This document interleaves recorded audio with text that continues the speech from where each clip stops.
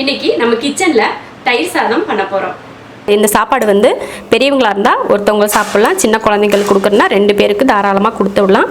அப்படியே சூடோடையே போட்டு தயிர் போட்டு கலந்துருக்கக்கூடாது, ஆற வச்சு தான் தயிர் சேர்க்கணும். அப்போ தான் எப்பயுமே தயிர் ஊற்றின மாதிரி இருக்கும்.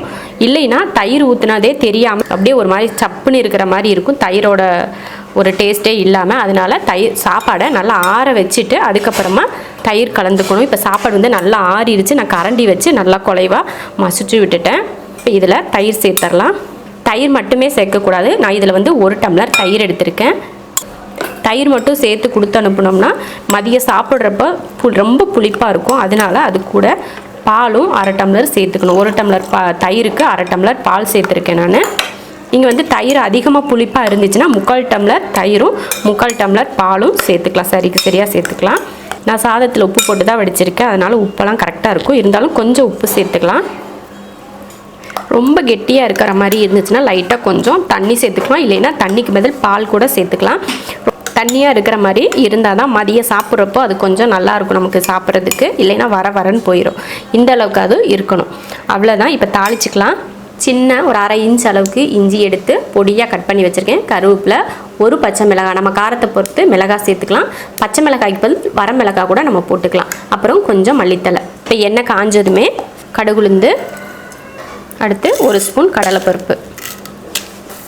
கடுகும் கடலைப்பருப்பும் நல்லா பொரியட்டும், அதுக்கப்புறமா சேர்த்துக்கலாம். இல்லைன்னா கடலைப்பருப்பு வந்து பச்சையாக அப்படியே இருக்கும், அதோட பொன்னிறமாக மாறணும். போக இஞ்சியும் பச்சை மிளகாயும் போட்டாச்சு. அடுத்து கருவேப்பிலை. இப்போ அடுப்பை ஆஃப் பண்ணிடலாம். ஆஃப் பண்ணிவிட்டு மல்லித்தலை இதில் சேர்த்துக்கலாம். அவ்வளோதான், தாளிச்சாச்சு. இதை தயிர் சாதத்தில் ஊற்றிக்கலாம். சாதத்தில் இதை கலந்துடலாம்.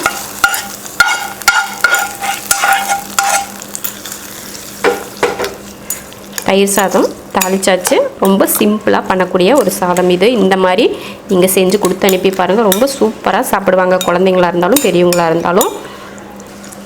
அவ்வளோதான், தயிர் சாதம் ரெடி ஆயிடுச்சு. இதே போல் சாதம் நீங்களும் குழந்தைங்களுக்கு லஞ்சுக்கு கொடுத்து அனுப்புங்க, பெரியவங்களுக்கும் கொடுத்து அனுப்புங்க. வேண்டானே சொல்ல மாட்டாங்க, டெய்லி இதே போல் செஞ்சு கொடுங்கன்னு கேட்பாங்க. நான் வந்து தயிர் சாதத்துக்கு சைடிஷாக கொஞ்சம் மாதுளம்பழமும் மாம்பழமும் சேர்த்து வச்சுருக்கேன்.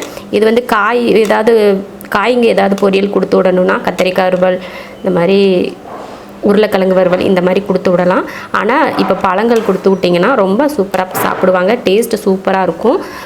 பெரியவங்க சின்னவங்க யாராக இருந்தாலுமே ரொம்ப விரும்பி சாப்பிடுவாங்க. இதே போல் ட்ரை பண்ணி பாருங்கள். பிடிச்சிருந்தா லைக் பண்ணுங்கள், மற்றவங்களும் பார்க்கணுன்னு நினச்சிங்கன்னா ஷேர் பண்ணுங்கள். மறக்காமல் நம்ம ஷெரின்ஸ் கிச்சன் சேனலுக்கு சப்ஸ்கிரைப் பண்ணிவிட்டு பக்கத்தில் இருக்க பெல் பட்டனை ப்ரெஸ் பண்ணுங்கள்.